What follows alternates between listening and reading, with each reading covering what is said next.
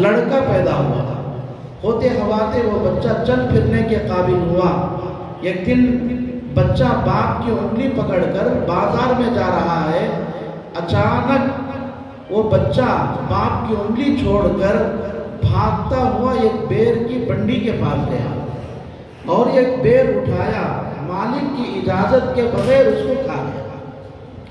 باپ کو یہ دیکھ کر بڑا تعجب ہوا، وہ دل میں کہہ رہا ہے، اے اللہ، جب سے یہ بچہ پیٹ میں پڑا ہے میں نے وعدہ کیا ہے آج تک میں نے نہ تیری نافرمانی کی ہے نہ تیرے رسول کی نافرمانی کی ہے، میرے حلق کے نیچے حرام کبھی نہیں اترا ہے، پھر بھی یہ بچہ کیسے ایسا ہو گیا؟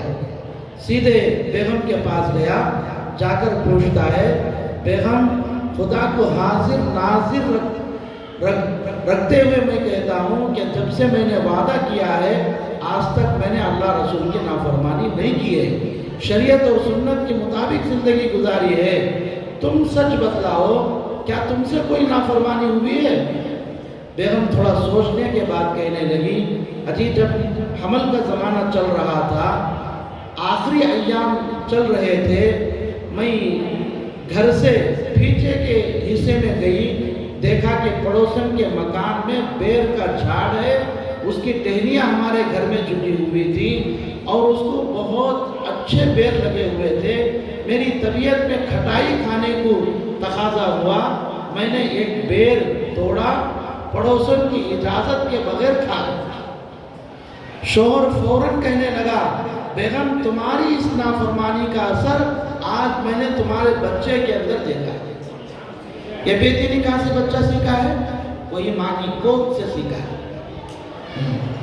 ہم سمجھتے ہیں کہ بچہ پیدا ہو کر پھر وہ بڑا ہونے کے بعد بگڑتا اور بنتا ہے، ایسا نہیں ہے۔ یہ بچہ بنتا اور بگڑتا ماں کے پیٹ سے ہے۔ ماں کی ہر حرکت، باپ کی ہر ادا بچے کے ذہن پر اثر انداز ہوتے ہیں۔ تھوڑا ہم غور کریں گے، عورت کو ہر ماہ ناپاکی آتی ہے، مگر جیسے ہی وہ حاملہ ہو جاتی ہے اس کی ناپاکی بند ہو جاتی ہے۔ ایسا کیوں ہے بولو؟ اس کی وجہ علماء نے یہ لکھی ہے، اگر حمل کے زمانے میں عورت کو ناپاکی جاری رہے، نماز نہیں پڑھ سکتی، قرآن نہیں پڑھ سکتی، بہت سارے وہ نیک کام، روزہ نہیں رکھ سکتی، نیک کام اس سے چھوٹ جائیں گے، نافرمانی اس میں ہو جائے گی، بدعملی کا اثر بچوں پر پڑتا ہے۔ اس لیے اللہ تبارک و تعالیٰ نے حمل کا وہ زمانہ بھی پاکی کا بنا دیا ہے تاکہ یہ حاملہ عورت کا دن اور رات عمل کے ساتھ گزرے، بدعملی سے نہ گزرے۔ کہیں بدعملی سے گزر گیا تو اس کا برا اثر بچے پر پڑے گا، عمل کے ساتھ گزرے گا تو اس کا اچھا اثر بچے پر پڑے گا، وہ نیک دیندار بنے گا۔ تو بچہ دین اور بے دینی سیکھنے کی سب سے پہلی منزل ماں کی کوکھ ہے۔ آج ماں کی کوکھ کا حال کیا ہے؟ ہماری بہو بیٹیاں جو حاملہ ہیں ان کا وقت کیسے گزرتا ہے؟ ٹی وی کے سامنے فلم دیکھتے ہوئے، سیریل دیکھتے ہوئے، ناچ گانا دیکھتے ہوئے اور ننگی تصویریں دیکھتے ہوئے ان کا حمل کا زمانہ گزر رہا ہے، جہاں سے بچہ دین سیکھنا چاہیے مگر وہ کوکھ ہی خراب ہو گیا ہے، بگڑ گیا ہے، بے دین بن گیا ہے۔ دوسری منزل ہے بچہ جو دین سیکھتا ہے وہ ماں کی گود ہے۔ کہا جاتا ہے بچے کے لیے پہلا مدرسہ ماں کی گود ہے، مگر ہماری بہو بیٹیوں کا گود کیا دیندارانہ ہے یا بے دینی والا ہے؟ کیسا ہے؟ ایک زمانہ تھا چچا اپنے بچوں کو بے وضو دودھ نہیں پلاتے، جب بھی دودھ پلاتی تو باوضو دودھ پلاتی تھی۔ میسور کے شیر ٹیپو سلطان رحمت اللہ علیہ کا جنگل میں شیر سے مقابلہ ہو گیا اور ٹیپو سلطان رحمت اللہ علیہ شیر کے منہ میں ہاتھ ڈال کر اس کے 2 ٹکڑے کر دیے۔ آس پاس میں جنگل میں بکریاں چرانے والے، بھینس چرانے والے، کھیت میں کام کرنے والے وہ دیکھ رہے تھے टिप्पू सुल्तान शेर से लड़ते लड़ते उसके मुंह में हाथ डालकर उसके 2 टुकड़े कर दिए। वो भागते हुए दरबार में पहुंचे, आवाज लगाया माँ जी। अंदर से टिप्पू सुल्तान की वालिदा बाहर आई, पूछा क्या हुआ? लोगों ने कहा कि माँ जी, आज टिप्पू सुल्तान ने शेर के मुंह में डालकर हाथ डालकर उसके 2 टुकड़े कर दिया। माँ ठंडी सांस भर रही है और कह रही है, इसी दिन के वास्ते मैंने बच्चे की परवरिश की। फिर कहा, मैंने अपने बच्चे को दूध पिलाने का जमाना हमेशा बावजू दूध पिलाया है, बेवजू कभी दूध नहीं पिलाया। आज की तरक्की याफ्ता टेक्नोलॉजी, आज की तरक्की याफ्ता साइंस कहती है बच्चे को हर 2 घंटे में भूख लगती है। दिन में भी भूख लगती है, रात में भी भूख लगती है। दिन में फिर भी वजू करके दूध पिलाना आसान है, रात के मौके पर नींद कुर्बान करके उठना, ठंडे पानी से वजू करना, फिर दूध पिलाना कितना मुश्किल था, मगर उसको बर्दाश्त करती थी इस वजह से कि मेरा बच्चा नेक बन जाए, दीनदार बन जाए। आज हमारी माँ बहनों का गोद क्या हाल है? वो बेवजू तो बहुत दूर की बात, बेगुसुल वो दूध पिलाना शुरू कर। कितनी माँ बहनें बेगुसुल सुबह से शाम तक का वक्त गुजार देती हैं, वो दूध पिला रही है। एक तो गोद भी बेदीन हो गया, गोद भी बेदीन हो गया। तीसरी जगह है माहौल। माहौल से भी बच्चा दीन सीखता है, मगर हमारा माहौल कैसा है? एक तज्जिया पेश करने वाला पेश करता है कि जिस महल्ले के औरतों की जुबानों पर गालियां हो और उस महल्ले के बच्चों के हाथों में गोलियां हो, लोग बेधड़क बोलते हैं कि मुसलमानों के महल। ये हमारी निशानी बन गई है। हमारी औरतों की जुबानों पर गालियां और हमारे बच्चों के हाथों में गोलियां। कितने मुसलमान शराब की लत लगी हुई है, नशा में डूबे हुए हैं, सूद में डूबे हुए हैं, जिना में डूबे हुए हैं। हर तरह की बुराई हमारे माहौल में आ गई है। अब हमारा माहौल बेदीन का हो गया है, तो क्या इस बेदीनी के माहौल में हमारा बच्चा दीन सीख सकता है? नहीं सीख सकता है। चौथी जगह जहां से बच्चे दीन सीख सकते हैं वो स्कूल और कॉलेज है। मगर हमारे स्कूल और कॉलेज का माहौल कैसा बन गया? बाकायदा स्कूल के निसाब में शिरक दाखिल कर दिया गया। वहां बच्चों की तरबियत होना चाहिए था, मगर वहां बाकायदा मुनज़्ज़म तरीके से शिरक सिखाया जा रहा है। माहिरीन का कहना यह है, अभी जो नई तालीमी निसाब बना हुआ है वो पढ़ाई के हद तक बहुत उम्दा है, बहुत अच्छा है, इसलिए कि माहिरीन की निगरानी में माहिरीन ने उस निसाब को बनाया। उस निसाब को पढ़ने वाला बच्चा टॉप का डॉक्टर बनेगा, टॉप का इंजीनियर बनेगा, बेहतरीन वो वकील बनेगा, मगर उस निसाब के अंदर शिरक को दाखिल कर दिया गया। हनुमान जी को उस निसाब में हीरो बनाया गया। सबसे बड़ी ताकत और सबसे बड़ी कुदरत वाला हनुमान जी को करार दिया गया। अब ये शिरक है कि नहीं है? शिरक है, क्योंकि सबसे बड़ी ताकत और सबसे बड़ी कुव्वत वाले वो अल्लाह ही, ये मेरा और तुम्हारा अकीदा है। हनुमान जी को मानना ये शिरक है।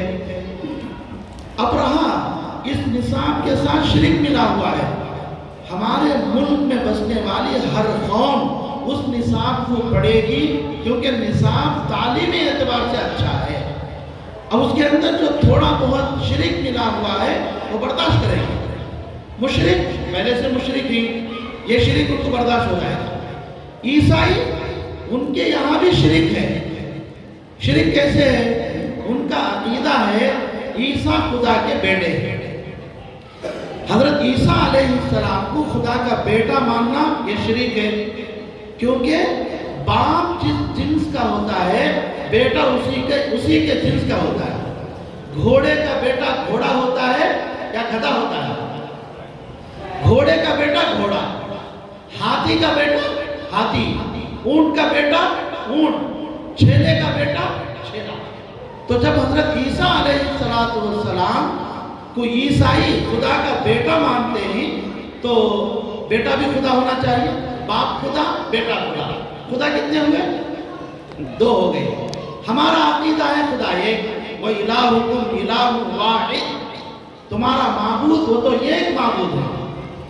ہمارا عقیدہ توحید کا ہے. اور عیسائیوں کے یہاں شرک پایا جاتا ہے. تعلیم عمدہ ہے, نصاب اچھا ہے, یہ شرک برداشت کر لیں گے, وہ لوگ پڑھ لیں گے. یہودی بھی اس کو پڑھیں گے کیونکہ ان کے یہاں بھی شرک ہے. قرآن کہتا ہے یہودی حضرت عزیر کو خدا کا بیٹا مانتے ہیں. جب حضرت عزیر کو خدا کا بیٹا مان لیے تو پھر خدا ایک نہیں رہے, دو ہو گئے, شرک پایا گیا, وہ بھی قبول کریں گے. بدھسٹ, سکھ, ہر مذہب کا آدمی ان کے یہاں کتنا کچھ شرک ہے, اس لیے یہ تھوڑا بہت شرک برداشت کریں گے, وہ نصاب پڑھ لیں گے. مسئلہ کس کو ہے؟ مجھے اور آپ کو ہے, کیونکہ ہمارا عقیدہ توحید کا ہے اور اس میں شرک ملا ہوا ہے. ہمارے بچے ایمان کی حالت میں صبح کریں گے, اسکول جائیں گے, وہاں شرکیہ نصاب پڑھ کر شام ہوتے ہوتے وہ مشرک بن کر گھر آ جائیں گے. تو اسکول بھی محفوظ نہیں رہی ہے. اس کے بعد کی منزل ہے مدارس. مدارس میں کتنے فیصد بچے مسلمانوں کے جا کر پڑھتے ہیں؟ سچر صاحب کی رپورٹ ہے 2% بچے مدارس میں جا کر پڑھ رہے ہیں. کملا پورم شہر کے کتنے مفاد علماء ہیں مقامی؟ 15,000 یہاں کے مسلمانوں کی آبادی. 15 بچے حافظ عالم. کیا فیصد ہے؟ 0.1 بھی نہیں, 0% ہے.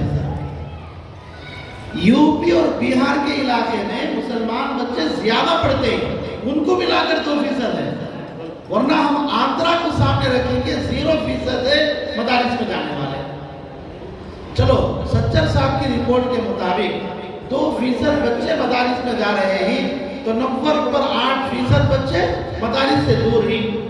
2% بچے دیندار ہیں, 90 پر 8% بچے بے دین ہو گئے. اس کے بعد کی جو منزل ہے جہاں سے بچے دینداری سیکھے وہ مکاتب ہیں. یہ مکاتب کو اگر ہم مضبوط کریں گے تو پھر ہمارے بچے شرک سے بچیں گے, کفر سے بچیں گے, بدعات سے بچیں گے, خرافات سے بچیں گے, سچے پکے مسلمان بن کر یہ زندگی گزاریں گے. اور جو مکاتب منظم ہیں اس کا فائدہ بھی ہو رہا ہے. حضرت مولانا خلیل الرحمن سجاد نعمانی صاحب نے اپنے بیان میں ایک واقعہ بیان کیا. گجرات میں جب سیلاب آیا, لوگ سیلاب سے متاثر ہوئے, کھانے پینے کے لیے بڑی تکلیف پڑتے تھے. لوگ دور دور سے ان کو کھانے پینے کا سامان پہنچاتے تھے. حضرت فرماتے ہیں ہم بھی کچھ چیزیں لے کر وہاں گئے. وہاں ایک عجیب منظر دیکھا. عیسائی اپنا ڈیرا ڈالے ہوئے وہاں کے متاثرین کے درمیان کھانے پینے کی چیزیں اور کپڑے وغیرہ تقسیم کر رہے تھے. ایک بچہ آیا ان کے پاس, ہاتھ پھیلایا, مگر فوراً اپنا ہاتھ پیچھے کر کے وہاں سے بھاگا. میں اس کو دیکھا تو اس کو بلایا. اس بچے سے پوچھا بیٹے تو وہاں گیا تھا, کیوں گیا؟ کہا کہ میرے ماں باپ انتقال, میرے بھائی بہن سب دنیا سے رخصت ہو گئے ہیں, میں اکیلا ہو گیا ہوں, میرے پاس کھانے کے لیے کھانا نہیں ہے, پہننے کے لیے کپڑے نہیں. یہ لوگ تعاون کرتے تھے, لینے کے لیے گیا بھی. حضرت پوچھے جب تعاون حاصل کرنے کے لیے گیا تو ہاتھ پھیلایا بھی تھا, پھر ہاتھ کھینچ کے کیوں بھاگ کر آ رہا ہے؟ کہا کہ حضرت جب میں ہاتھ پھیلا کر ان سے کھانے کی چیزیں مانگا, وہ کہنے لگا اگر تم کو کھانے کی چیزیں ملنا ہے تو تم عیسائی بن جاؤ. کہا کہ میں عیسائی بن جاؤں گا تو دوزخ میں چلا جاؤں گا. اس لیے میں اپنے ایمان کی حفاظت بچانا کھانے پینے سے زیادہ ضروری سمجھا ہوں. اس لیے ان کی کھانے کی پینے کی چیزیں لیے بغیر میں نکل کر آ گیا. پوچھا کہ بیٹے عیسائیت قبول کرنے سے دوزخ میں جائے گا، یہ تجھے کون سکھایا؟ وہ کہتا ہے کہ میں مکتب جاتا تھا، وہاں استاد نے مجھے سکھایا۔ تو میرے عزیز اور بزرگوں، مکاتب میں پڑھنے والے بچوں کا ایمان محفوظ ہو جاتا ہے، کیونکہ وہاں عقیدہ سکھایا جاتا ہے۔ ابھی کتنے بچوں نے ہمارے سامنے اسلام کے 5 کلمے ترجمے کے ساتھ سنائے، ایمان مجمل سنائے، ایمان مفصل سنائے۔ یہ سب کیا ہے؟ یہ تو عقائد ہیں۔ اللہ پر ایمان لانا، فرشتوں پر ایمان لانا، آسمانی کتابوں پر یقین کرنا، اللہ کے پیغمبروں پر ایمان لانا، اچھی بری تقدیر پر ایمان لانا، قیامت کے دن پر ایمان لانا، مرنے کے بعد زندہ ہونے پر یقین کرنا، یہ ہمارے عقائد ہیں۔ وہ سکھائے کہاں جاتے ہیں؟ مکتب میں سکھائے جاتے ہیں۔ اس لیے ہم اپنے بچوں کو مکاتب میں بھیج کر ان کے ایمان کی حفاظت کرنے کی ضرورت ہے، ورنہ اسکول میں جا کر ہمارے بچے اپنا ایمان ختم کر دیں۔ میں عام طور پر سمجھانے کے لیے بولتا ہوں، دودھ ہے، دودھ کو گلاس پانی میں ڈال دو، پانی میں مل جائے گا۔ اگر اس کو ایک بالٹی پانی میں ڈالو، اس کو مل جائے گا۔ نالے میں ڈالو، اس میں مل جائے گا۔ ندی میں ڈالو، سمندر میں ڈالو، اس میں گھل مل جائے گا۔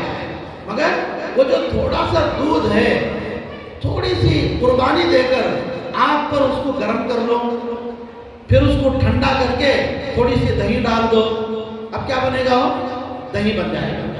پھر اس کو چھاچھ بنا کر اس کا مسکا نکال لو۔ اب یہ جو مسکا ہے، مکھن، آپ گلاس پانی میں ڈالو، بالٹی میں ڈالو، نالے میں ڈالو، ندی میں ڈالو، سمندر میں بھی ڈالو، وہ پانی کے ساتھ گھل مل نہیں جائے گا، وہ پانی کے اندر تیرتا ہوگا۔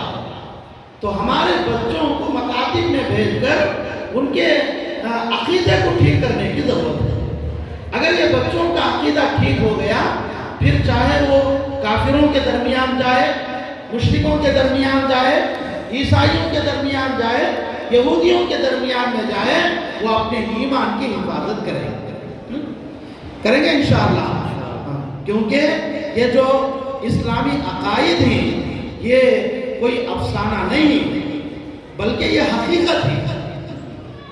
برحال وقت کا تقاضا ہے، میں یہ جو منتشر باتیں جلسے کی مناسبت سے آپ حضرات کے سامنے بیان کرا ہوں، اور پھر میں آپ سے درخواست کرتا ہوں، آپ کے یہ 12 مکاتب میں تقریباً 450 بچے پڑھ رہے ہیں۔ ابھی ہم نے سنا 15,000 یہاں کی ووٹر لسٹ ہے۔ 15,000 ووٹر لسٹ کا مطلب تقریباً 7,500 فیملیاں آپ کی کملا پور میں۔ 7,500 کا مطلب وہی پھر 15,000 بچے یہاں موجود ہیں۔ ہم دو ہمارے دو کے حساب سے لگا لیں، تب بھی 15,000 بچے آپ کو کملا پور میں ہی۔ 15,000 بچوں میں سے مکاتب سے جڑے ہوئے 450-500 بچے ہیں۔ اب بقیہ 13,500 بچے آپ کے گاؤں کے مکاتب سے دور ہیں۔ 450-500 بچوں کے ایمان کی حفاظت یہ مکاتب کے ذریعے سے کرنے کی کوشش ہو رہی ہے۔ بقیہ 13,500 بچوں کے ایمان کی حفاظت کون کرے گا؟ اس کے ذمہ دار کون ہے؟ اس لیے میرے عزیز اور بزرگوں، آپ کے علماء ماشاءاللہ حالات کو سامنے رکھ کر فکر مند ہو گئے، محنت بھی کر رہے ہیں۔ آپ کو یہ بھی تعجب ہوگا، بعض موقع پر اپنی چھوٹی تنخواہ میں سے رقم نکال کر ان مکاتب کے پیچھے لگا رہے ہیں۔ تو ان فکر مند علماء کے ساتھ اگر آپ لوگ جڑ جائیں گے، اپنی حلال کمائی میں سے تھوڑا بہت ان کے ساتھ اپنا مال لگائیں گے، تو پھر یہ 13,500 بچوں کو بھی مکتب میں لا کر ان کے بھی ایمان کی حفاظت کا سامان کیا جا سکتا ہے۔ کریں گے انشاءاللہ۔ اللہ مجھے آپ کو کہنے سننے سے زیادہ عمل کی توفیق عطا فرمائے۔ میں عام طور پر جہاں مدارس اور مکاتب کے جلسوں میں جاتا ہوں، مدارس اور مکاتب کو تعاون کرنے کی آسان شکلیں بتلاتا ہوں۔ وہ کیا ہے؟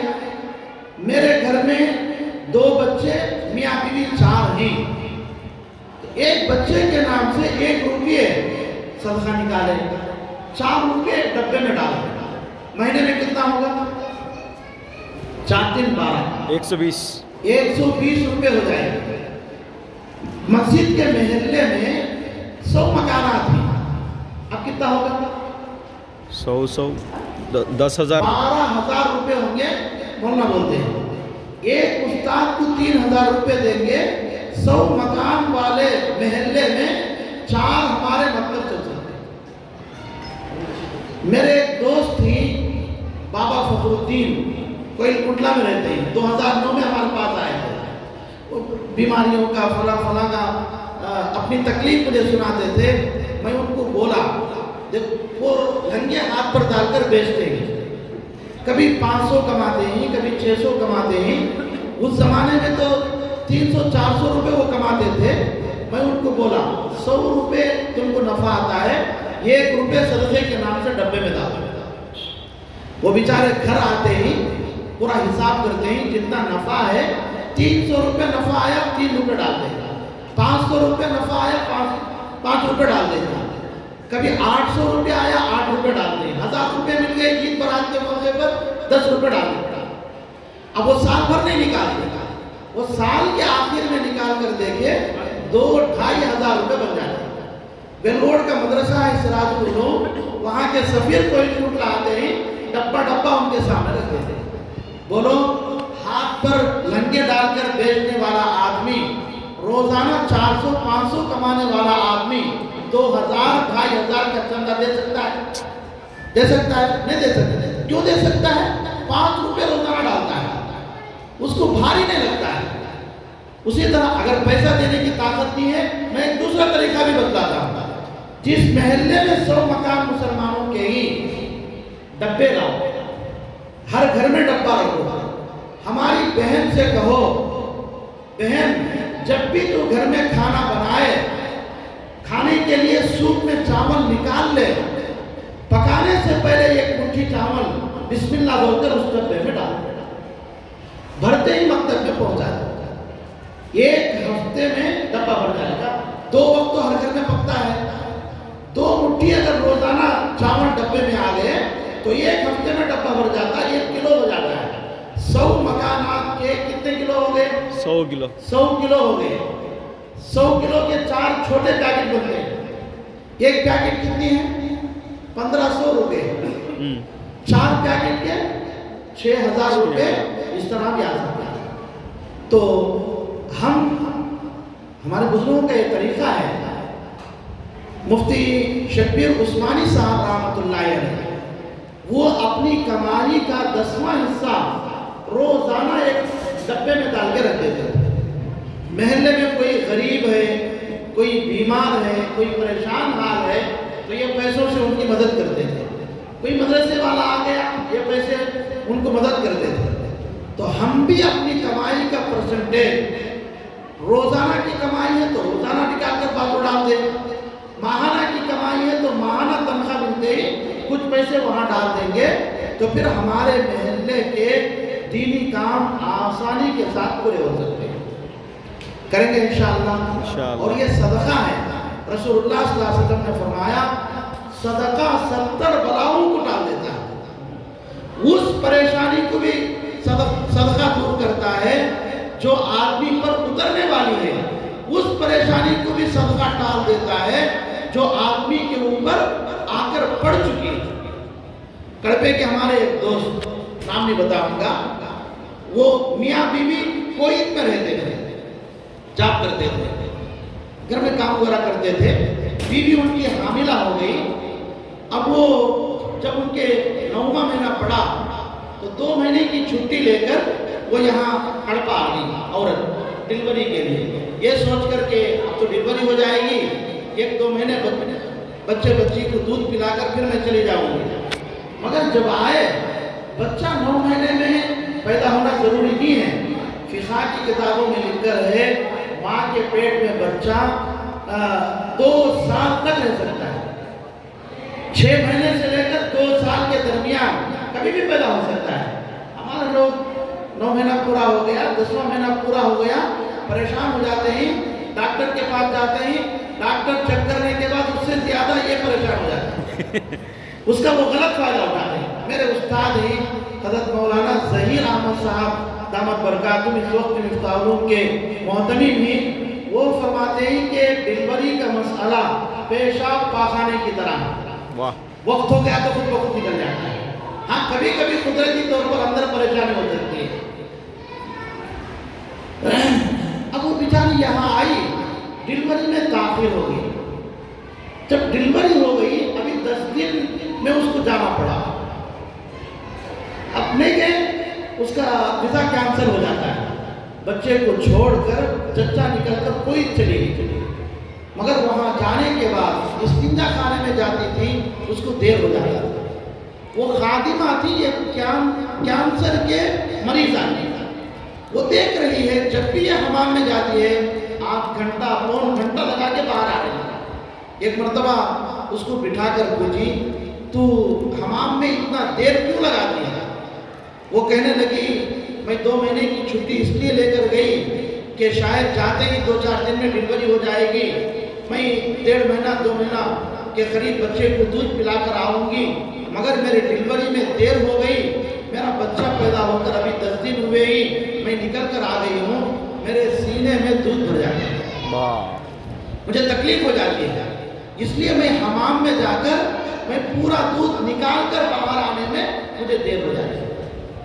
ایک عورت کی تکلیف ایک عورت سنی، سمجھ گئی، بیٹے کو بلائی اور پھر اس سے کہا اس کو 2 سال کی تنخواہ دو اور 2 سال کی چھٹی لا کر اور اس کو فوراً گھر بھیج دو۔ اب یہ بیٹا گیا، 2 سال کی تنخواہ بھی پہلے دے دیا، 6 مہینے کی چھٹی لگایا، کہا کہ پھر 6 مہینے کے بعد تیری چھٹی میں لگاؤں گا، تو اطمینان کے ساتھ جا، اپنے بچے کو 2 سال تک آرام سے دودھ پلا، پھر نکل کر یہاں آ۔ وہ تو آ گئی، اپنی بچی کی خدمت کر رہی ہے، مگر جب اس کا چیک اپ کا ڈیٹ آیا، دواخانے میں جا کر چیک کرائی تو اس کی رپورٹ نارمل آ رہی ہے۔ ڈاکٹر جو چیک اپ کرنے والا ہے وہ چیک اپ کرنے والے کو فون کرتا ہے، یہ جو مریضہ میرے پاس آئی ہے اس کی رپورٹ بھیجو، تم غلطی سے کسی اور کی رپورٹ بھیجے ہو۔ وہ سب چیک کر بولتا ہے کہ صاحب وہ جو رپورٹ ہے اسی بیماری والی عورت کا رپورٹ ہے، بدل کر نہیں آئی ہے۔ پھر اس کا ٹیسٹ کیا گیا، پھر نارمل رپورٹ، تیسری مرتبہ پھر چیک اپ کیا گیا، نارمل رپورٹ۔ میرے عزیز اور بزرگوں، یہ ہے صدقہ 70 بلاؤں کو ٹال دیتا ہے۔ اس لیے اپنے گھروں میں بیماریوں سے اپنی بیوی بچوں کو بچانا ہے، اپنے آپ کو خود بھی بچانا ہے، بلاؤں سے، مصیبتوں سے، پریشانیوں سے خود بھی محفوظ رہنا ہے، بیوی بچوں کو محفوظ رکھنا ہے، تو روزانہ کچھ نہ کچھ صدقہ نکالنے کی عادت ڈالیں۔ اللہ مجھے آپ کو کہنے سننے سے زیادہ عمل کی توفیق عطا فرمائے، ان علماء کرام کی محنتوں کو اللہ قبول فرمائے، مزید خدمات کے اللہ ان کو توفیق عطا فرمائے۔ آمین۔ وآخر الدعوانا ان الحمد للہ رب العالمین۔